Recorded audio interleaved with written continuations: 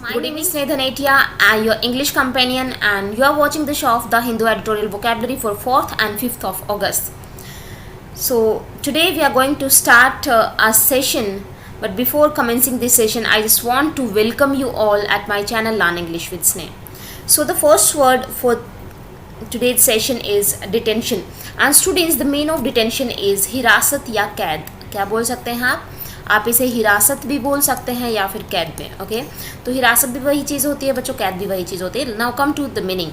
The action of detaining someone, मतलब किसी को रोक के रखने की जो क्रिया है, वो एक्शन जो है उसे भी हम डिटेंशन कहेंगे. या फिर आप क्या बोल सकते हैं, the state of being detained in official custody, या फिर उस अवस्था को जहाँ पे किसी को डिटेन करके रखा जाए, किसमें, ऑफिशियल कस्टडी में. That's called detention. I think समझ में आ गया होगा. रोक कर रखना भी आप बोल सकते हो. सिनोनिम्स की बात करते हैं तो students, captivity, confinement, internment, all these are important words as in synonym of. So all these are the synonyms, similar words for detention.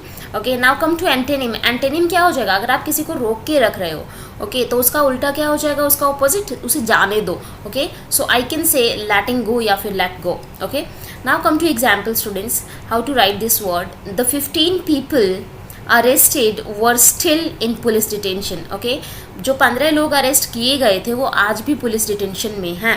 Police detention का मतलब पुलिस की हिरासत में है. Okay now come to the next word students. इसको learn कैसे करोगे?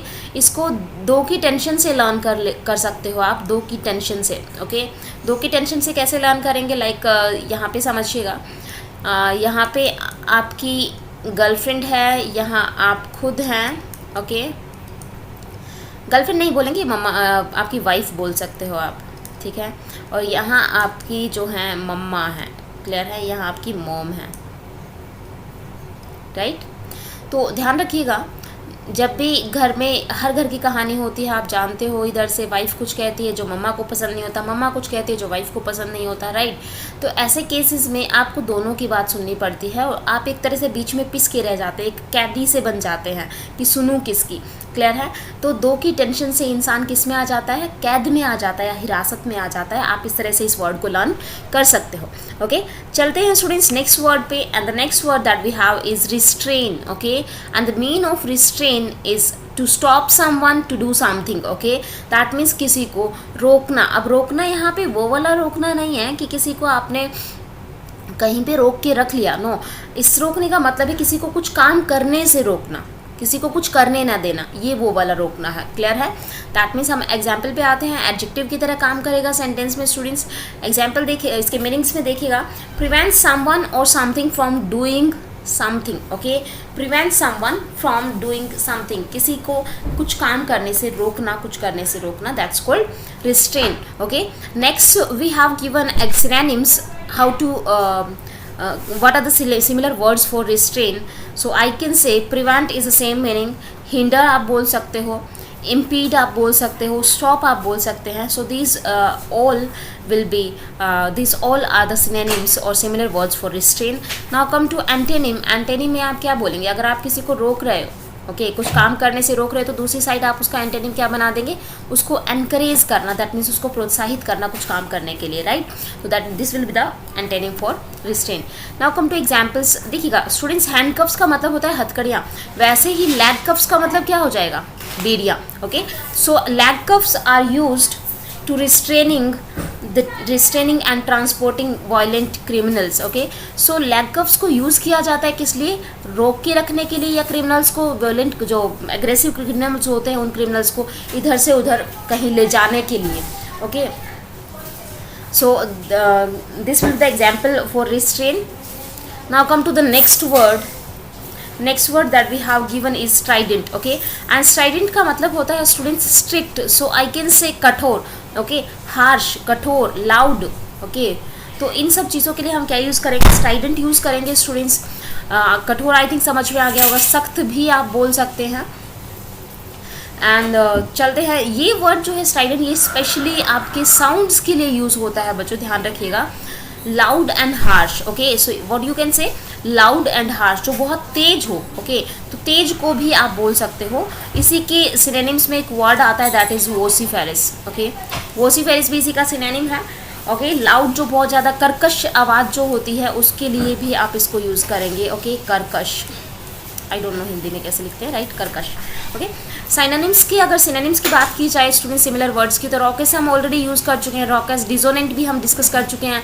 Great is a new word for you guys, so डिसोनेंट, okay, great and raucous, all these are the words of similar words for strident, okay।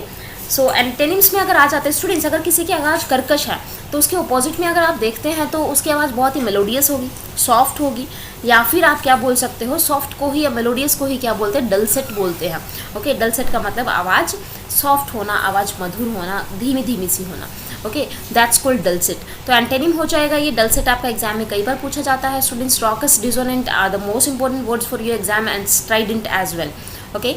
Now come to example, people are put off by his strident voice. देखिएगा, put off का मतलब usually जो हम बोलते हैं वो होता है डिले करना, कैंसिल करना, ओके। बट यहाँ पे पुट ऑफ का मतलब है पीपल आर इरिटेटेड, ओके, मतलब उससे परेशान हो गए हैं भाई लोग, बाय हिज स्ट्राइडेंट वॉइस, उसकी जो कर्कश आवाज़ है उससे लोग इरिटेट हो गए हैं। यहाँ पे इसका जो मीनिंग है दैट्स कॉल्ड इरिटेट। स्ट्राइडेंट को हम याद कैसे करेंगे स्टूडेंट्स, देखिएगा, बुरा नहीं मानना है इसमें किसी को भी, ये जस्ट फनी लिंक्स में बना रही हूँ, ठीक है। डेंट को हम लर्न करेंगे दांत से, मतलब दंत, ओके। और स्त्री तो स्त्री, तो कोई भी हो, किसी की भी दांत अगर बाहर की तरफ है तो वो बहुत ही हार्श लगता है, बहुत ही अजीब सा, बहुत ही कहते हैं ना, बहुत ही गंदा सा लगता है, ओके। तो आप बोल सकते हो कि स्त्री के दांत अगर बाहर हैं तो वो क्या हो जाएगी, वो हार्श लगेंगे। क्लियर है। Next word that we have is refurbish, okay. Refurbish का मतलब देखिएगा स्टूडेंट्स, फर्बिश, फर्निश करना, आप याद रख सकते हो इससे। री का मतलब दोबारा से, मतलब आप किसी चीज़ को दोबारा से बना रहे हो। आपके घर में जब टूट फूट हो जाते हैं तो हम क्या करवाते हैं, घर को रेनोवेट करवाते हैं, ओके। जब हमारा कोई गैजेट हमें रिपेयर करवाना तो इसका सिनोनिम जो है वो रिपेयर भी हो जाएगा स्टूडेंट्स। क्लियर है। तो गैजेट्स को हम रिवैम्प करते हैं, ओके। प्रोग्राम्स जो होते हैं like Ganga rejuvenation, that one is also refurbish, okay. तो रेजुवनेट भी इसी का सिनोनिम हो जाएगा स्टूडेंट्स। रेजुवनेट वर्ड को हम कई बार डिस्कस कर चुके हैं। Rejuvenate, sorry, clear. Rejuvenate, resurgent, all these are the synonyms for refurbish, मतलब किसी चीज़ को पुनरुत्थान करना, उसको दोबारा से बनाना, ओके।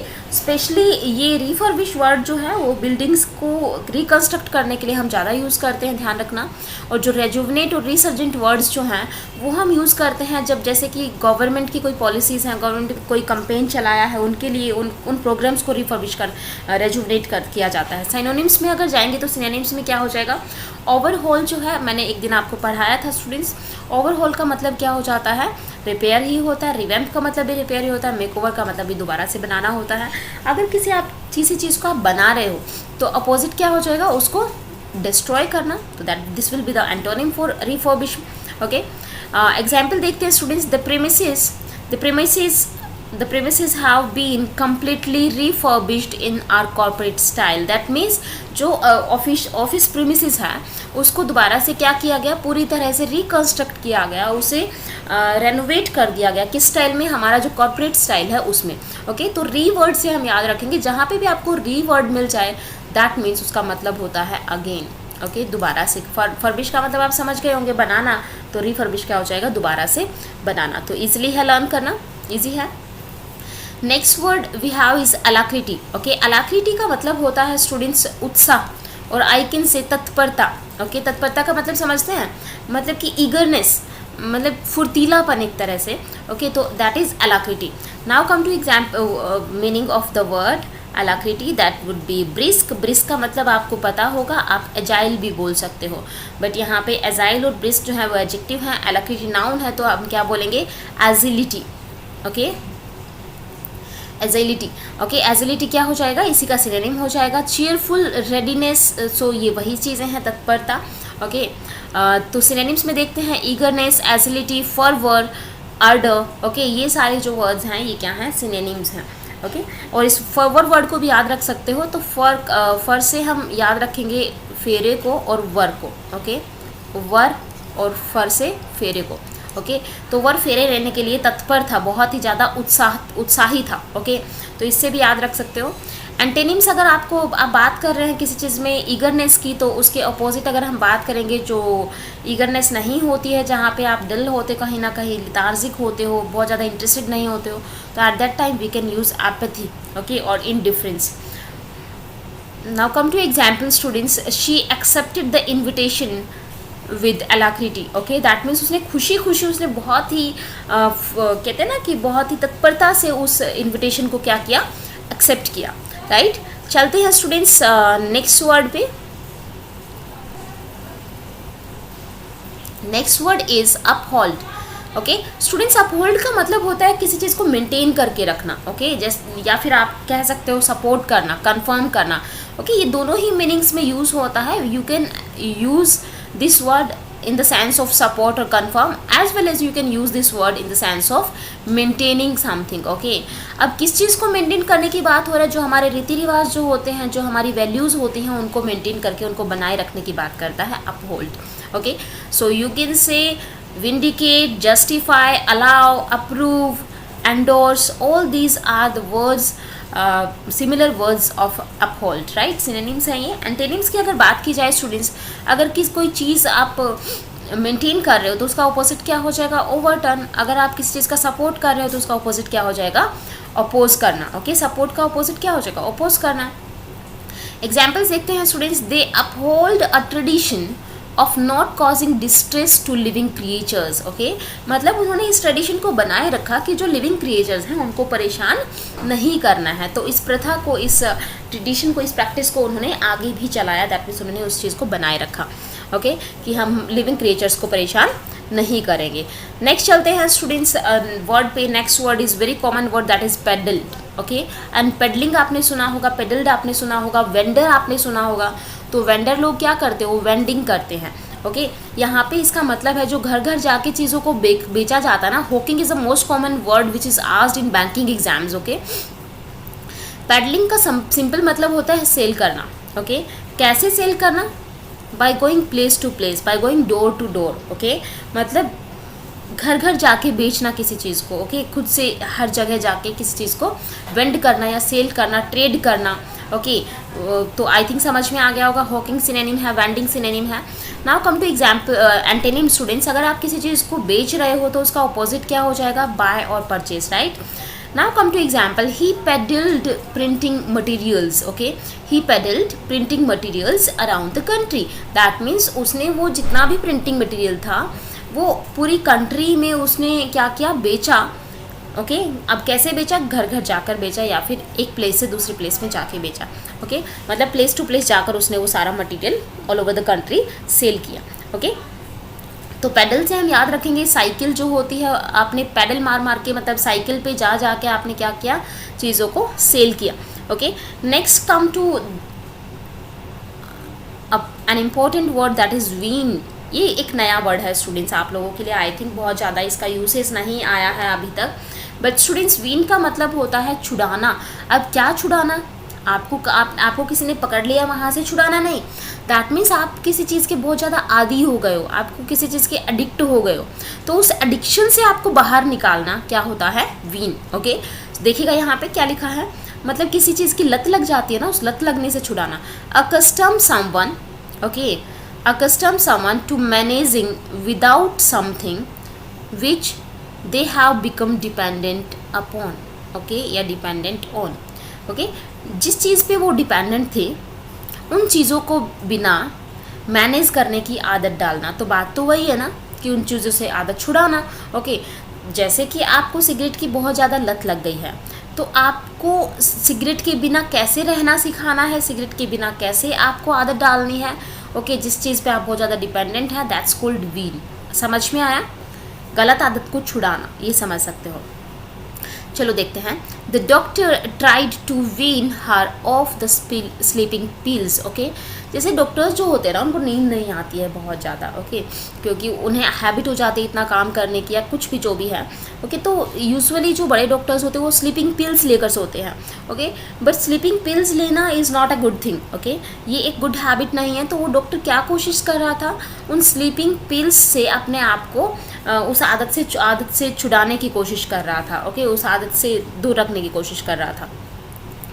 नेक्स्ट स्टूडेंट्स आ जाइएगा हुच। ओके, हुच वर्ड जो है इसका मतलब होता है अवैध शराब। ओके, अवैध शराब का मतलब जो ड्रिंक होती है, अगर आप उस ड्रिंक को इलीगली बेचते हो, ओके, तो उसे हम क्या कहेंगे, हुच। ओके, अब यहीं पे एक और वर्ड हम थोड़ी देर में डिस्कस करेंगे, पहले इसको देख लेते हैं। तो अल्कोहलिक ड्रिंक, स्पेशली इन्फीरियर और illicit whisky. Okay, that means जो इलिसिट तरीके से बेची जाए, जो वैध तरीका नहीं है उसको सेल करने का, तो अवैध शराब जो होती है जो कि अलाउ नहीं है बेचना, दैट्स कॉल्ड हुच। ओके, सिनोनिम्स मैंने लिख ही दिया है यहाँ पे, इलीगल ड्रिंक, एंटोनिम इलीगल हो जाएगा स्टूडेंट्स। अभी आज के ही न्यूज़पेपर में एक वर्ड आया है that is denatured. Okay, denatured का मतलब ये वर्ड भी अल्कोहल के लिए ही यूज़ किया गया है स्टूडेंट्स, और इसकी वजह से बहुत सारे लोग जो हैं अमृतसर और तारातरन जो हैं उसमें काफ़ी सारे लोग की डेथ हो गई है इस डीनेचर्ड अल्कोहल की वजह से। दैट मीन्स उस अल्कोहल में कहते हैं ना कि उसकी जो क्वालिटी है अल्कोहल की उसको हटा देना, दैट मीन्स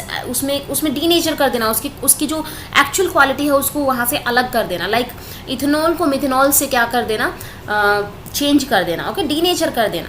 लाइक अभी जो हम सैनिटाइजर्स यूज़ कर रहे हैं कहीं ना कहीं उनमें भी अल्कोहल है, तो वो डीनेचर्ड प्रोडक्ट है अल्कोहल का। ओके, तो ये चीज़ ध्यान रखिएगा, डीनेचर्ड वर्ड का मतलब होता है उसकी एक्चुअल क्वालिटी उसमें से रिमूव कर देना। समझ में आ गया? डीनेचर मतलब उसके नेचर को वहाँ से रिमूव करना, दैट्स कॉल्ड डीनेचर। नेक्स्ट देखते हैं students, next word that we have is salvo. Okay, and the mean of salvo is तोपों का बोलना। अब तोपों का बोलने से क्या मतलब है यहाँ पे, जब आप एक साथ बहुत सारी लाइक गन्स जो वॉलीज हैं, ओके, बुलेट्स एक साथ बहुत सारी छोड़ते हो या फिर एक साथ अटैक कर देते हो बहुत सारे वेपन्स के साथ। Okay, simultaneous discharge of weapons in a battle. Weapons का मतलब यहाँ पे आपके तोप भी हो सकती है, यहाँ पे आपकी गन्स भी हो सकती हैं, कोई भी आर्टिलरी हो सकती है, राइट। तो एक साथ उनसे अटैक करना, that's called salvo. Okay, synonyms देखते हैं students. This word is also use for aggressive act. तो ये एक्ट जो होगा डेफिनेटली एग्रेशन में ही होगा।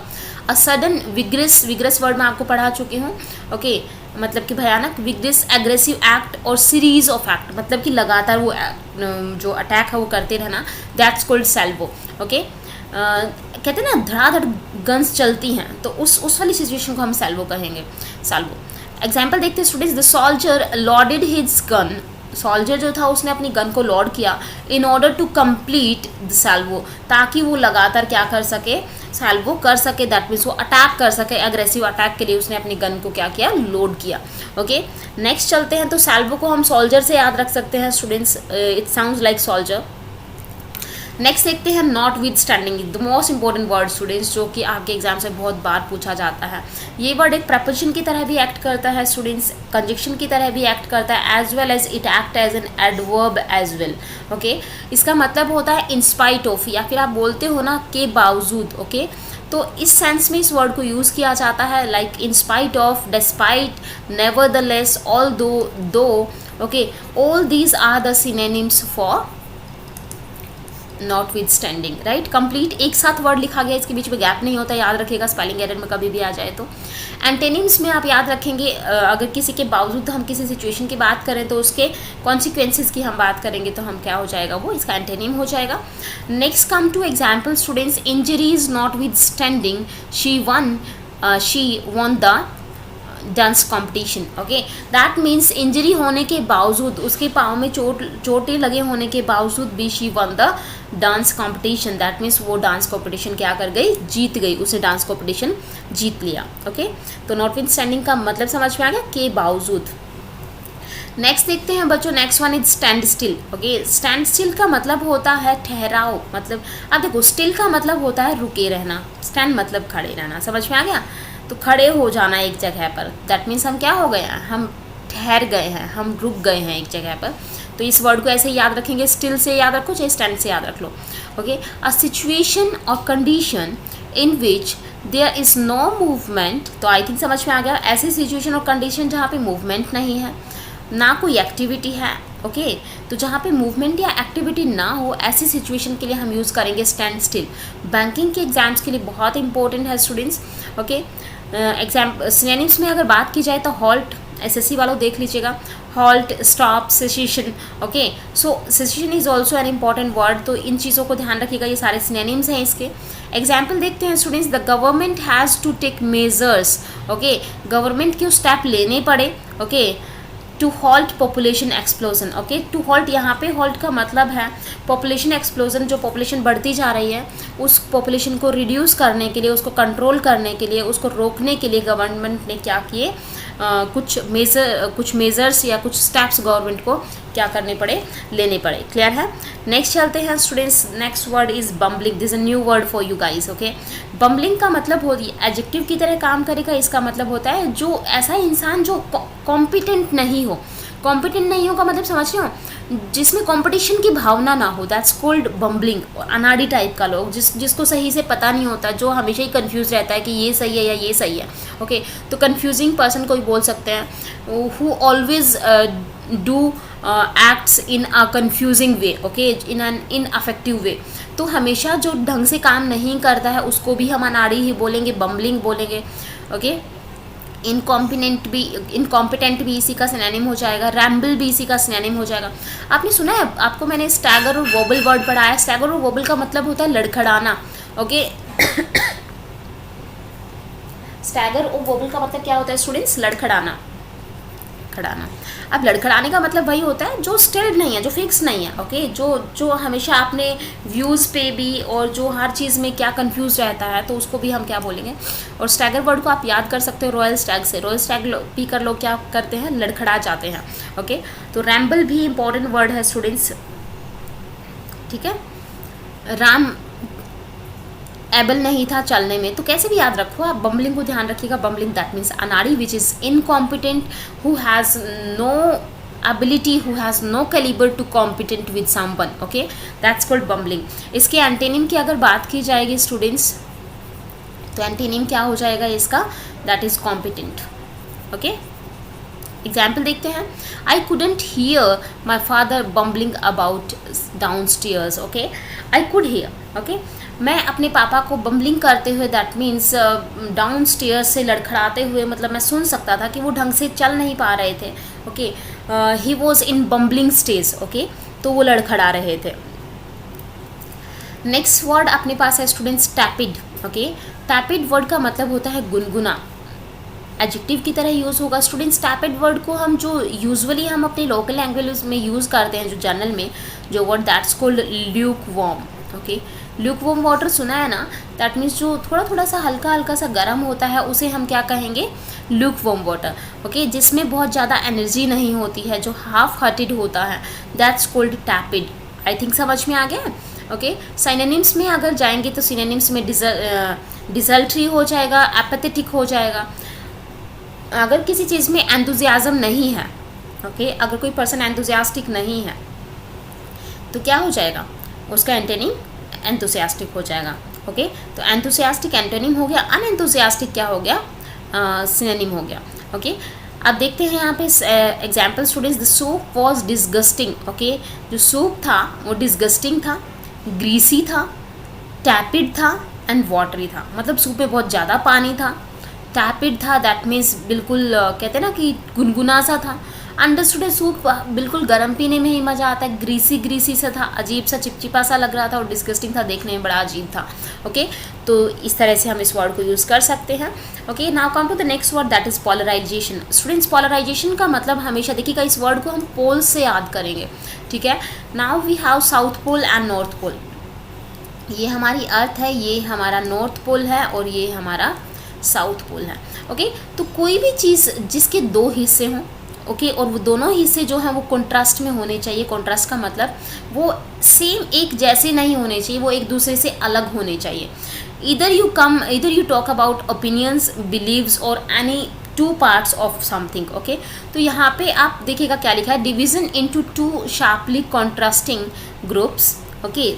कॉन्ट्रास्टिंग ग्रुप्स का के अंदर डिवीज़न बोला जा रहा है, ओके, दो कॉन्ट्रास्टिंग ग्रुप्स थे, and set of opinions and और बिलीव्स, ओके, या फिर सेट ऑफ ओपिनियंस भी हो सकते हैं, बिलीव्स भी हो सकते हैं, बट वो दोनों साइड की जो बिलीव्स होंगे वो एक जैसे ही नहीं होंगे, वो कॉन्ट्रास्टिंग होगी। कॉन्ट्रास्टिंग का मतलब वो एक दूसरे से डिसअग्री होंगे, दैट मीन्स अलग होंगे, ओके। एग्जाम्पल देखते हैं स्टूडेंट्स, पोलराइजेशन, एंटेनिम की अगर बात की जाए तो सेम हो सकता है, similar beliefs, okay. Polarization of wealth in the past 20 years has been extreme.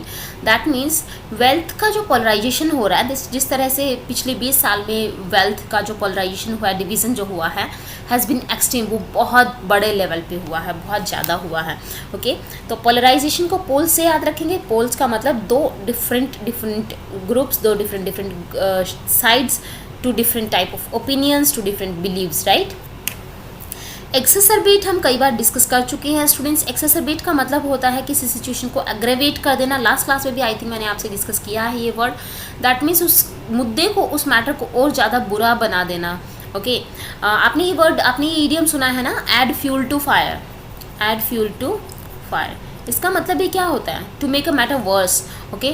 तो ये वही चीज़ है, किसी प्रॉब्लम को और ज़्यादा वर्स बना देना क्या हो जाएगा, एक्सेसरबेट, ओके। चलेगा, एग्जाम्पल देखते हैं students. I don't want to exacerbate the situation. मैं इस सिचुएशन को और ज़्यादा बढ़ाना, और ज़्यादा इस स्थिति को ख़राब करना नहीं चाहता हूँ, okay. That's called exacerbate. Next word देखते हैं स्टूडेंट्स, अनवेवरिंग। अनवेवरिंग का मतलब होता है, देखो वेवर वर्ड से याद करते हैं। वेवर वर्ड जो है इससे हम समझते हैं इसको। वेव का मतलब क्या होता है, ये वेव होती है। वेव हमेशा फ्लक्चुएटिंग होती है, पता है ना, जो फ्लक्चुएट करती रहती है। अगर मैं वेव की बात करूँ तो वेवर, ओके। वहीं पे अगर हम बात करें अनवेवर, तो इसने क्या कर दिया है, अन लगा दिया है इससे आगे। और अनवेवर का मतलब क्या हो जाएगा, जो फिक्स्ड रहे, जो अटूट हो, क्लियर है। तो यहाँ पे हम क्या बात करेंगे, जो फिक्स्ड हो, जो अटूट हो, जो स्थिर हो, ओके, जिसको आप हिला ना सको, दैट्स कॉल्ड अनवेवरिंग, ओके। तो स्टडी, फिक्स्ड, रिजोल्यूट, फर्म का भी वही होता है, दैट मीन्स जो डिटरमाइंड हो, जो सर्टेन हो, ओके। एग्जाम्पल देखते हैं स्टूडेंट्स, एंटेनिम आई थिंक समझ में आ गया होगा। His policy was consistent, unwavering and conservative.